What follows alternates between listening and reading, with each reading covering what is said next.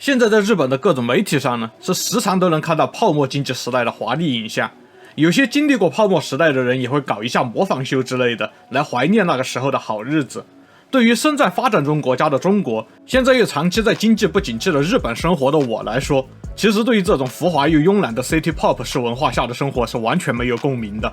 比如下面呢，我将介绍一些泡沫繁荣时期日本的放在现在很难以想象的生活方式。这里是巫女花散里，记得先点赞订阅哦。第一个要说的就是公司会求着毕业生们入职。今年日本的经济不稳定，需求岗位数和求职人数的比例是来到了 110% 左右，之前的几年都是 130% 左右的，听起来已经是很容易就职的国家了。但是如果和泡沫繁荣时期相比，那现在日本的就职难度简直可以称为地狱级的。那时候没有什么企业说明会呀、OB 交流会之类的繁文缛节，而是你投简历那就是给公司面子了。除了少数的明星企业之外，小公司们几乎是只要你正常参加了面试就会录用你，甚至很多人回忆说，当时他们放了面试的鸽子，但是还是收到了录用通知书。然后呢，就是公司们发 offer 时也会发入社的礼物啊，展示一下实力，希望求职者选择自家公司入职。大公司甚至会直接送私家车，或者是送海外豪华旅行的行程。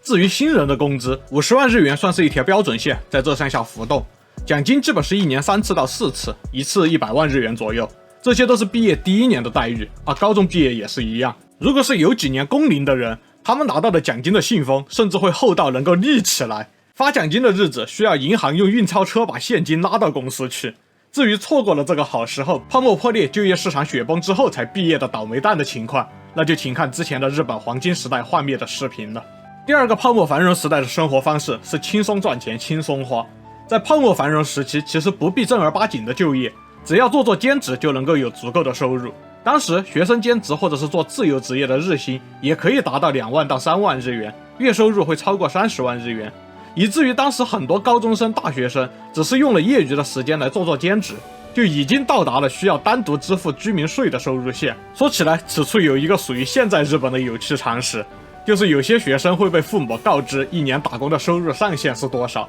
不然的话会让家庭收入适用更高的税率。其实这个规定是一直都有的，只是泡沫时代谁管这个呀，根本感知不强。然后呢，有的学生就会靠兼职攒下一大笔钱，毕业时就不找工作了，而是直接创业。大学男生为了勾搭女生而给自己添行头，这种事当然也是自古以来。日本泡沫繁荣时期，很多男生也会为此打工，但是他们赚钱是买豪车的。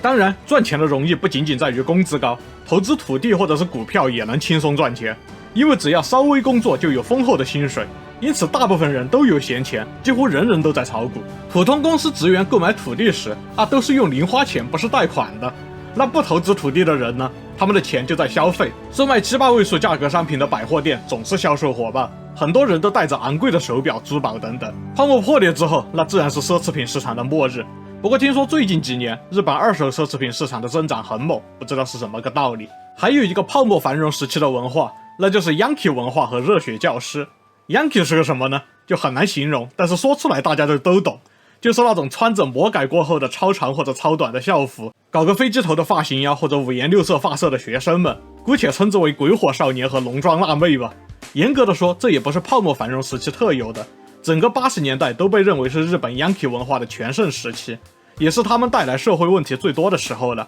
尤其是初中里，会有些学生不满足于穿着，而是会破坏学校的物品，或者是对老师施暴这些。而且泡沫繁荣时代，街上不仅有很多夜路死苦的 Yankee， 雅库扎也比现在张扬得多啊，就是游戏如龙里的那种。这样的环境下，社会对老师的需求自然也是不一样的。泡沫时代体罚学生几乎是没有任何问题的，学生被老师打那是家常便饭，没有禁止体罚学生的执法活动啊，也没有家长协会会对此不满。很多我们现在容易误以为是漫画夸张表现的情节，其实都是真实的。比如老师为了随时可以教训不良仔而带着竹刀上课，还有老师一拳打断了学生的牙齿呀，打碎眼镜啊，学生和老师打架被打到骨折呀，这些都是时有发生。也是要到了这种程度，老师才会因为体罚学生而受到处分。现在日本的老师体罚学生的话，那问题就大条了。不过现在老师们对学生不管不顾的新闻也不少，属于是时代变了吧。下一个日本泡沫时代的生活方式是需要提前1年准备圣诞节。圣诞节是日本泡沫时代的大学生们的战场之一，为了和恋人一起享受圣诞节，当然要预订高档的酒店，这使得酒店房间的竞争非常激烈，很多房间都是要提前1年预订。酒店们呢，也是今年圣诞节刚结束，就要挂出预订明年圣诞节房间的海报。房价越高的房间，越是会先被订满。即使是没有女朋友的男生，也会先预订好房间啊，毕竟1年之后的事谁知道呢？而另一个争夺激烈的圣诞活动是法餐厅，圣诞节的法式料理基本也是要提前1年预订，尤其是有不错夜景的餐厅。完事之后呢，这些年轻的情侣们，有些会开着豪华轿车在城市里乱逛，有些则是在迪斯科舞厅里跳舞到天亮。总的来说呢，就是毫无压力的环境下的娱乐方式。如果是现在你跟日本的女生提出这样的圣诞约会计划的话，那可能直接就被拉黑了吧。同样是关于两性关系，在泡沫时代，被性骚扰也被认为是女性职员的工作之一。日本的年度流行词和年度汉字每年都是相当反映舆论状况。比如今年2023年，日本的年度汉字选了个税字，也是广受好评。而1989年的年度流行词呢，是 Sekuhara， 也就是从这一年开始，日本的社会层面才开始对职场性骚扰有广泛的反思。在此之前那就太刺激了，办公室里的情色笑话基本是不会避开女性职员的，无故的触摸或者是性别歧视语言也是日常。有些女员工回忆说，以前每天都会被男同事询问内衣的颜色，甚至女上司也会问。据说在一些公司中，如果一个女员工在一段时间里都没有人问她内衣的颜色，反而会被说成作为女性已经完蛋了。更糟糕的是呀，如果女性拒绝或者是表现出对上司的性骚扰行为感到厌恶，接下来可能就会遭到职权骚扰。最重要的是，在 Sekuhara 这个概念形成之前，这些行为并不会受到特别的责备，属于是缺乏了这一块常识，所以说根本没人在意。当然现在就正常多了，女同事认为我跟你关系不太好的话，你问她有没有男朋友，这都算性骚扰。然后在泡沫时代，明明赚钱这么轻松，但是一周的休息时间是1天半。现在的日本企业的话，如果部分侵占长假，那就属于黑企了。法定节日不休假，那就是相当的黑企了。如果1周双休都不能保证，那就真的是黑到没边了。但是其实泡沫时代，日本的公司和学校大体还是周6上午要上半天的。而且就是在泡沫破裂加剧的1992年之后，这个周6半天的工作日程才在各个单位中逐渐消失。这已经成了日本的一个谜了，为什么现代会有半天的工作？明明也没有人强迫他们这么做，据说是明治时代遗留下来的习惯。还有一个泡沫时代的文化，就是学校里的大量消费。泡沫繁荣时代，人们的消费量大得惊人，产生的垃圾也是越来越多。虽然法律上是年满20岁才能抽烟喝酒，不过那时候属于没有人管，学生们抽烟喝酒的也不是没有，大家都是轻松赚钱轻松花。成年人好歹有存钱呀、养家呀之类的需求，学生们就更是认为人生还没有进入本番，消费毫无节制。